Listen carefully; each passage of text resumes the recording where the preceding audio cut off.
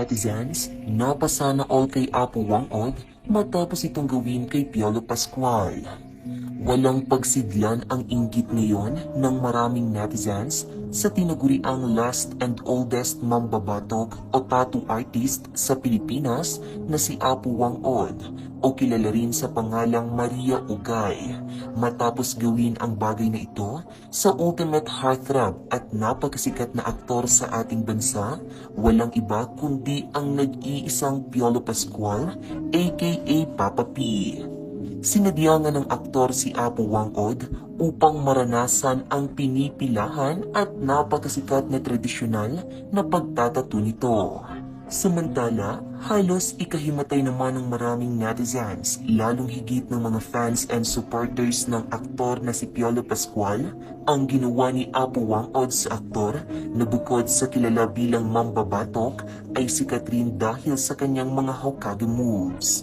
Kumakalat nga ngayon ang video ni Piolo matapos siyang daklatin ni Apo Wang-od.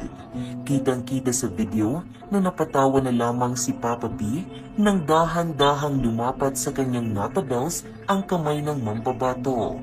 Halos wala namang pagsiglan ang saya ni Apo Wang-od nang matagumpay na mahawakan ang ibon ng aktor dahil kitang-kita sa video na halos umabot hanggang tenga ang ngiti nito.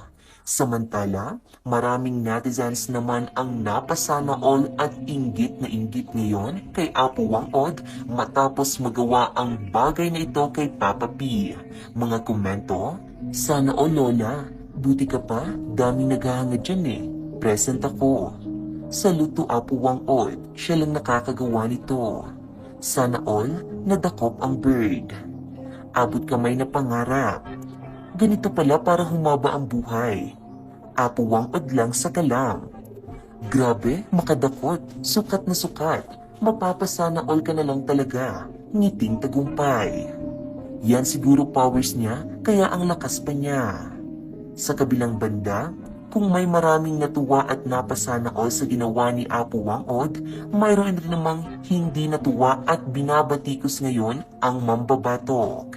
Para kasi sa moralista, isang uri ng harassment ang aksyon ni Apo Wang-od at hindi ito mabuting halimbawa.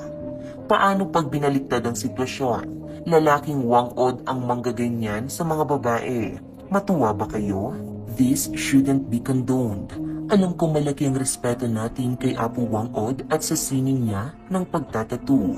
Pero dapat ba natin baliwalain itong ginagawa niya? Kung matandang lalaki si Apo Wang-od, ano na lamang ang reaksyon ng mga tao?